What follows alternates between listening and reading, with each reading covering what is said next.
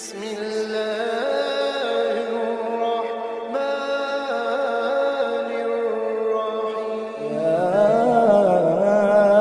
أيها الذين آمنوا إذا نودي للصلاة من يوم الجمعة فاسعوا إلى ذكر الله.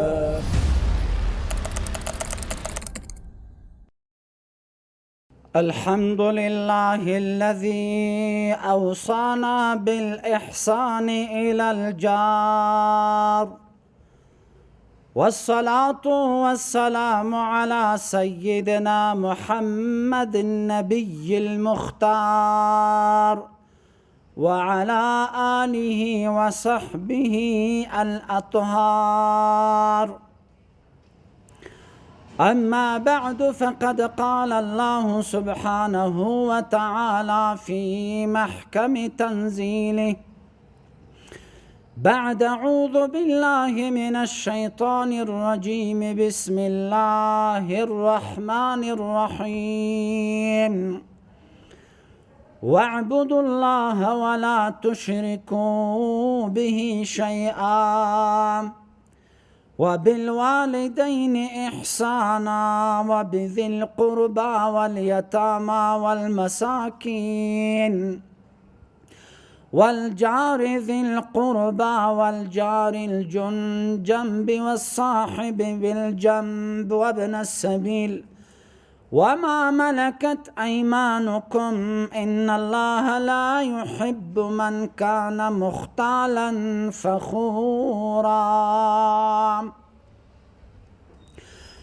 أما بعد، فقد قال رسول الله صلى الله عليه وسلم: من كان يؤمن بالله واليوم الآخر فليحسن إلى جاره إن الله وملائكته يصلون على النبي يا أيها الذين آمنوا صلوا عليه وسلموا تسليما. اللهم صل على محمد وعلى آل محمد كما صليت على إبراهيم وعلى آل إبراهيم إنك حميد مجيد.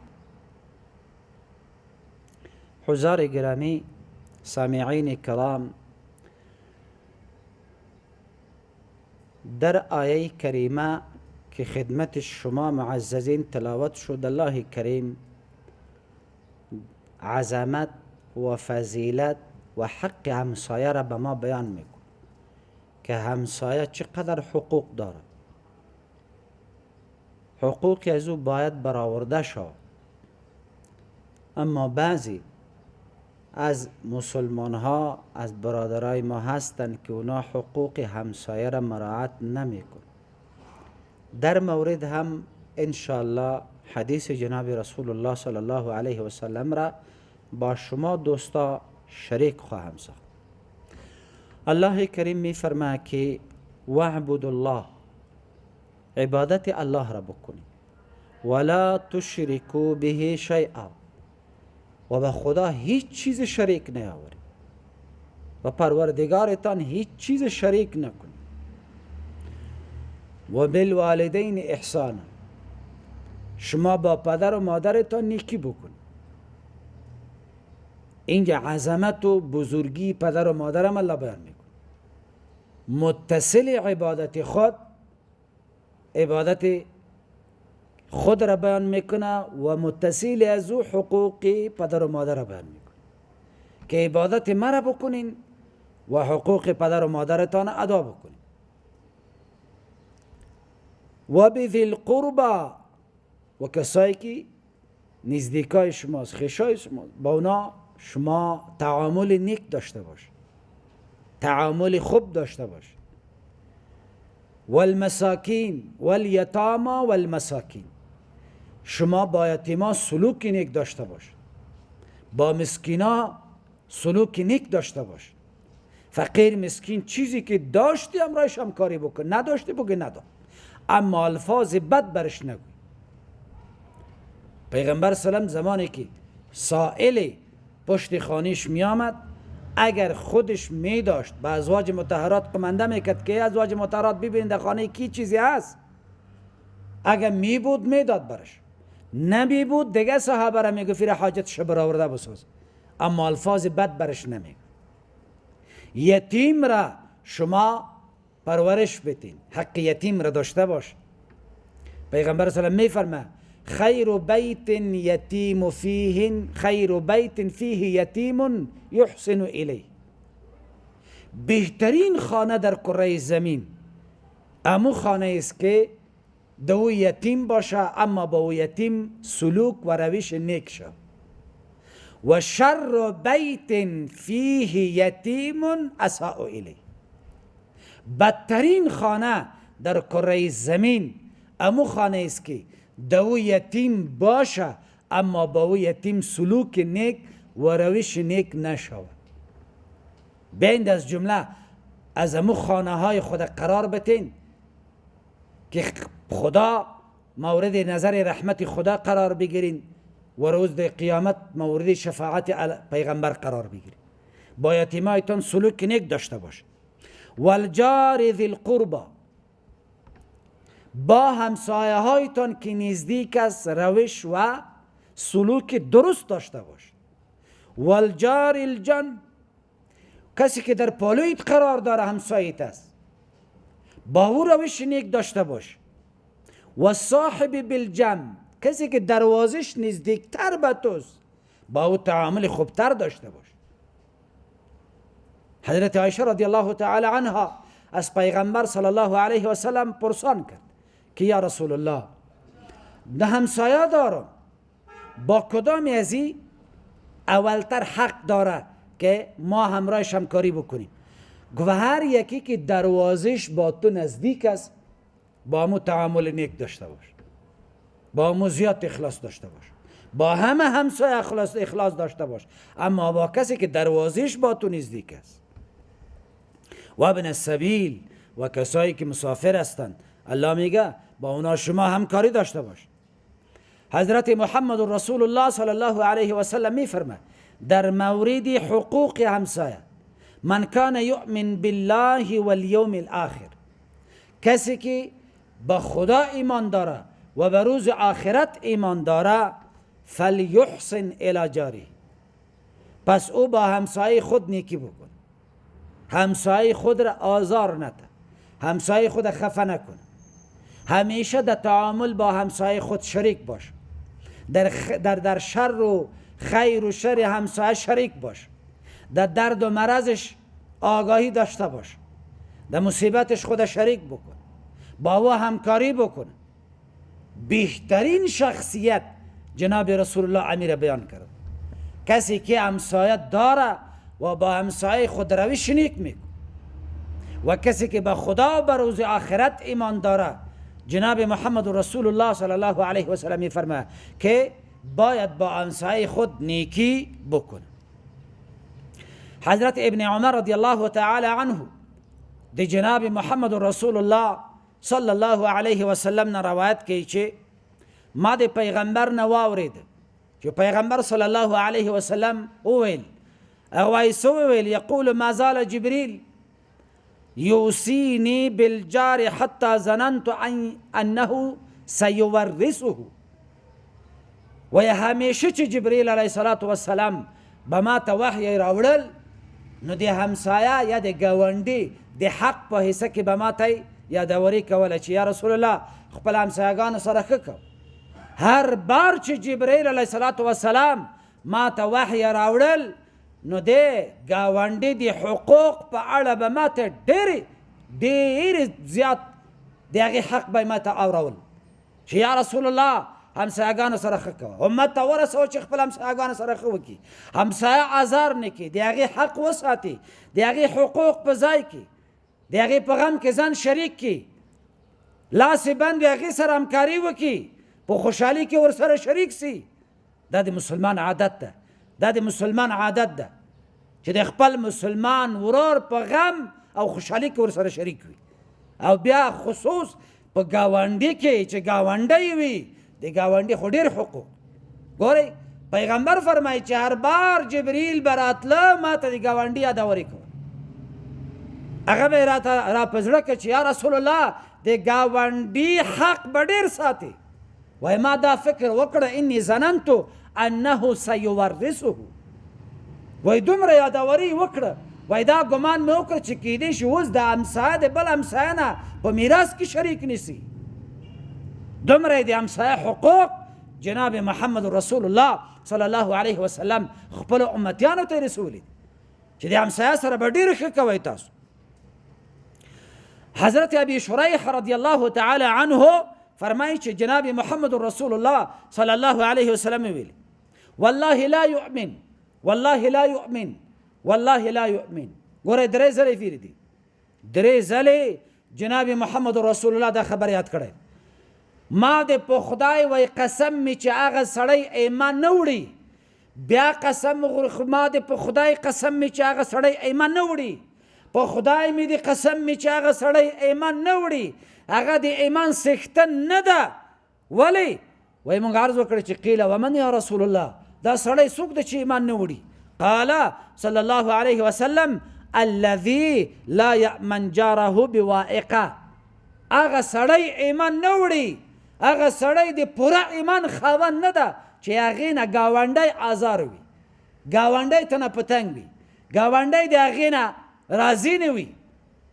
نو نن سبا ګورئ چې موږ او تاسو داسې یو بد حالت په مؤمنانو او بخصوص د افغانستان په خلکو باندې راغلی چې دیوال شریک وي، دیوال شریک وي، خو په خدای قسم که خپل ګاونډی پیژني چې دا د کوم ځای ده، د خپل ګاونډي په غم کې شریک نه ده، د هغې په خوشحالي کې شریک نه ده، ځکه چې ربط آمد ورسره نه پیژني. چې ربط آمد دې نه وي نو د هغه به څه وپېژني؟ د هغې په غم او ښادي کې به څه شریک شي ته؟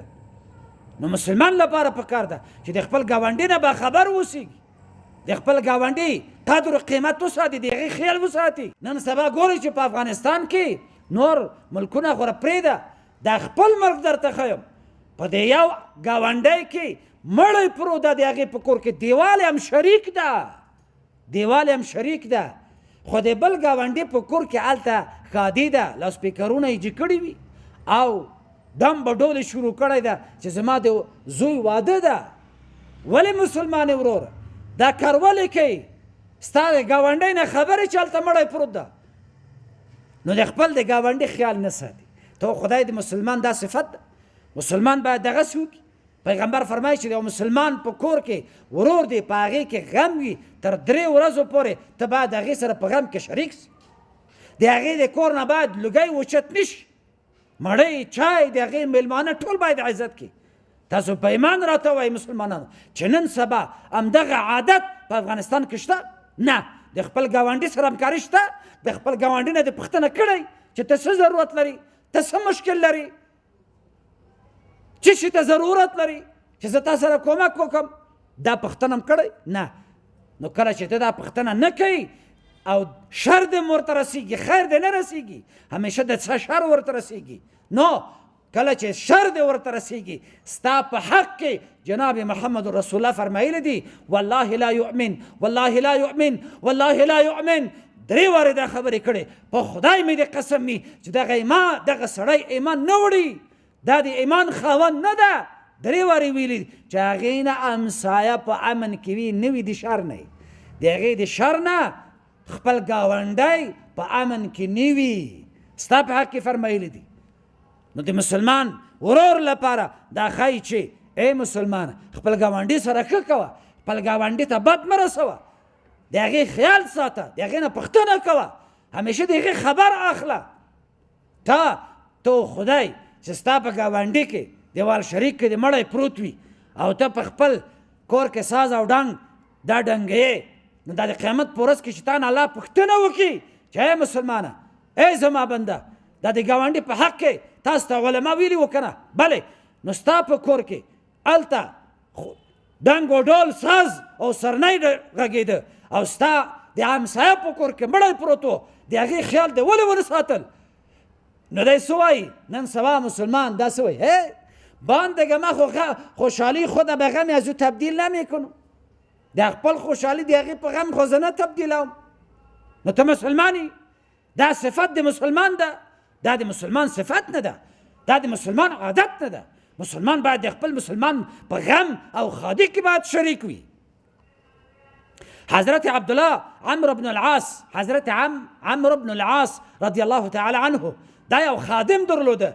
خپل خادم ته دا حکم کوي چې خادمه دا سیرلی دا حلال کا او ګوره چې د خپل د موږ او تاسو دغه ګاونډي دا ګاونډی یهودي ده، د هغې خیال به ساتي چې هغې ته غوښه ولېږي. بیا غږ پې وکړه چې ای خادمه عمرو بن العاص رضی الله تعالی عنه په خپل خادم باندې آواز کوي چې ای خادمه خیال وساته چې کله دا سیرلی دا د حلال کړه او حلال که، خو چې د موږ د یهودي ګاونډی خیال وساتي هغې ته غوښه ولېږي.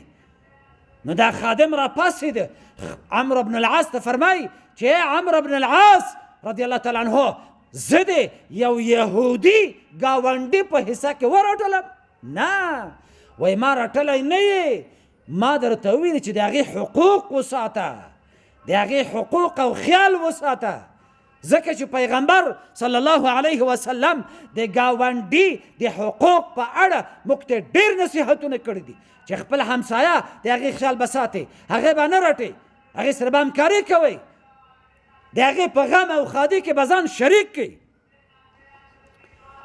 حضرت ابي شریح کعبي رضی الله تعالی عنه بل صحابي ده، هغې فرمایي چې رسول الله صلی الله علیه وسلم وفرمایل هر هغه څوک چې په خدای او په ورځ د آخرت ایمان لري نو هغه که خوله خوږوي ژبه خوځوي نو په خیر دې وخوځئ، په خیر دې وخورئ، د خیر خبره دې وکړي. او که چیرې د خیر خبره د هغې د خولې نه نه وځي نو بیا دې چوپ کینی. که چیرې خیر په دې ژبه خلکو ته رسیږي نو ودې خورئ، که خیر نه رسیږي نو باید خپل ژبه دا باید چوپ وسات، خپل ژبه باید چوپ کی. او هر هغه څوک چې په خدای او ایمان لري او د آخرت په ورځ ایمان لري نو هغه د خپل ګاونډي سره ښه وکړي. دا د پیغمبر حکم ده او پیغمبر د خپل زړه نه هیڅ خبره نه کوي. الله په قرآن کې فرمایي وما ينطق عن الهوى ان هو الا وحی یوحى. الله فرمایي چې پیغمبر هیڅ یو خبره د خپل زړه نه نه کوي، هغه ما ورته وحی کړی. ځکه د پیغمبر خبرې او دغه پیغمبر خوب چې خوب ګوري، د پیغمبر خوب کتل خبرې کول دا د خدای وحی ده. الله تعالی هیڅ خبره وای فرمایي چې پیغمبر د خپل زړه نه نه کوي، دا موږ ورته وحی کوو. دا د ګاونډي د حقوق په اړه چې پیغمبر د خبره کوي دا الله ورته فرمایلی دي، دا خدای ورته حکم کوي چې یا رسول الله خپل امت ورسوه، خپل امت ورسوه چې د ګاونډي حقوق وساتي، په هغوی باندې خیال وکړي، د هغې پوښتنه وکړي، د درد و مرض پوښتنه یې وکړي. حتی یو کتاب کې لیکي چې د پیغمبر صلی الله علیه وسلم یو یهودي ښځه چې همیشه به پیغمبر ازارول، د خپل د کور خس و خاشاک به دا جارو کړ او د پیغمبر د په لار کې به یې واچول. حضرت عایشه فرمایي چې 3 کاله متواتر دغه آزار او اذیت دغه ښځه یهودي پیغمبر ته ورسول. خو کله چې دغه ښځه مریضه شو پیغمبر خبر شو چې دا ښځه چیرې ده، وایي دا مریضه ده. پیغمبر صلی الله علیه وسلم لاړه د هغې پوښتنې ته، کله چې د کټ طرف ته یې ودرېده پوښتنه یې وکړي، دا ښځه سترګی خلاص که ګوري چې پیغمبر پاس پې ولاړ ده. وایي څنګه راغلی؟ وایي ستا پوښتنې ته راغلی. دا ښځه ویلی چې دومره تکلیف مې چې تا ته در ورسول سره د هغې نه م ته ما ته راغلی او د ما پوښتنې ته، نو ته برحق پیغمبرې کلمه دې راته ووایه، کلمه وایي چې اشهد ان لا اله الا الله و اشهد انک محمد رسول الله. شاهدي ورکړه او دا ښځه په ایمان سره د دنیا نه رخصت شو. ګورې پیغمبر د خپل یهودي ښځې چې ګاونډی و د هغې څومره خیال یې ساتل. نن سبا موږ او تاسو خیال د خپل ګاونډي نه ساتو. او بل ځای کې حضرت محمد رسول الله صلی الله علیه وسلم فرمایي چې د قیامت په ورځ کې هغه غریب ګاونډی الله ته مخته کېږي، الله ته راځي چې یا رب العالمینه دغه زما گاونډی غنی و، دا پیسه دار و، خو زما خیال نه ده ساتلی، زما دروازه یې نه ده ټکولی، دروازه مرا یک روز هم دق الباب نکرده، از ما پرسان نکرده. یا الله من غریب بودم، من بیچاره بودم، این خان بود، از ما پرسان نکرده. یا رب العالمین تو میدانی، محاسبت میدانه. نکو زیر سوال خدا روز آخرت خدا قرار نتی.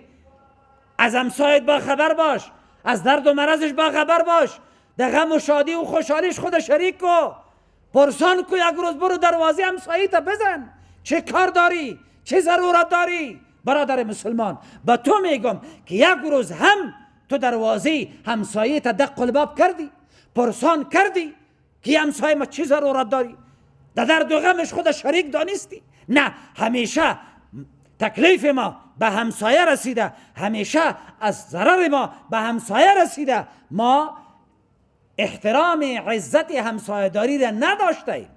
پس بناهن حضرت حسن بصری روایت میکنه که جناب محمد رسول الله صلی الله علیه و سلم را در حق همسایه پرسان کردند که یا رسول الله همسایه چقدر حق داره؟ گفت چندین حق داره. 10 حق همسایه را پیغمبر بیان میکنه. یک حق همسایه چیست؟ میگه زمانی که قرض خواست از تو، قرض برش بدی، داشتی بدی برش. زمانی که تو را به یک حاجت خود خواست، برو به حاجتش لبیک بگوی، خدا برسان. و زمانی که مریض شد به عیادتش خدا برسان، پرسانش بکن. و زمانی که همکاری خواست در مورد کاری، تو باید با او همکاری بکنی. زمانی که مصیبت برش رسید، تو باید برش تسلیت بدی. یکی از حقوق برادر مسلمان و همسایه داری است که باید برش تسلیت بدی، با خوشیش تبریکی بدی. زمانی که خوشی برش آمد تبریکی برش بدی، در جنازش حضور پیدا بکن. اگر نبود خودش از مال و خانه از او باید محافظت بکنی. و چیزی که در خانه پخته کردی به خانه همسایت روان بکن که فقیر بود، از او پرسان بکن. و حضرت محمد رسول الله صلی الله علیه و سلم به حضرت عایشه چی میگه؟ میگه عایشه زمانی که شوروا پخته کردی، شوروا در شوروای یک قاشق آب اضافه بکن. گفت چرا یا رسول الله؟ گفتم یک قاشق 2 قاشق آب را بگی شوروا را به همسایت کمک بکن، پرسان بکن که آیا همسایت داره نداره، به همسایت روان کو. اما زمانی که خانه تا بلند کردی، خانه تا که بلند کردی، خانه جور کردی، خانه تا بلند کردی، از همسایت باید چی کنی؟ اجازه بگیری. و بلیاز خدا شما را میگم مسلمانا، کسی که شما کلمه پیغمبر میخوانین که لا اله الا الله محمد رسول الله، بگوین برای ما زمانی که تو خانه جور کردی، 1 منزل 2 منزل 3 منزل، آیا از همسایت اجازه گرفتی؟ همسایه تو را اجازه داد؟ به این قول پیغمبر عمل کردی؟ آیا روز آخرت در برابر خدا و در برابر رسول الله چه جواب داری تو؟ آیا یکی خانه تا 10 منزل بلند میکنی، 4 منزل بلند میکنی، از همسایت اجازه نمیگیری؟ آیا روز آخرت در محضر خدا جواب داری؟ آیا تو حق همسایه را ادا کردی؟ نکردی برادر مسلمان. تو قرآن خدا را زیر پایت کردی، حدیث رسول الله را زیر پایت کردی. تو باید به قرآن خدا، به دستور رسول الله عمل بکنی، حق همسایه داری را باید بشناسی. حضرت ابن عباس رضی الله تعالی عنه میفرمه که همسایه به 3 قسم است. یک همسایه که 1 حق داره، یک همسایه که 2 حق داره، یک همسایه که 3 حق داره. این را باید ما شما بجا کنیم. همسایه که 1 حق داره، همسایه که 1 حق داره، همسایه است که زمیست کافر است، در ملک مسلمان زندگی میکنه، او 1 حق داره، همسایه توست. همسایه دیگه که 2 حق داره، مسلمان است اما خویشاوند تو نیست، از اقربای تو نیست، مگر همسایه است، حق داره. همسایه که 3 حق داره، که خویشاوند توست، از اقربای تو است، خویشت هم است و حق مسلمانی است. این 3 حق داره.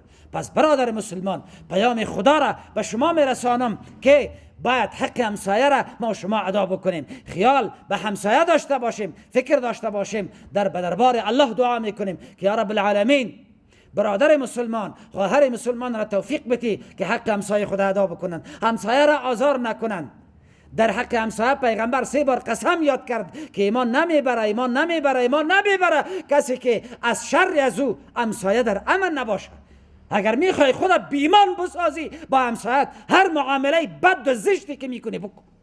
اگر میخوای که در چوکات ایمان داخل شوی، با همسایت نیکی داشته باش.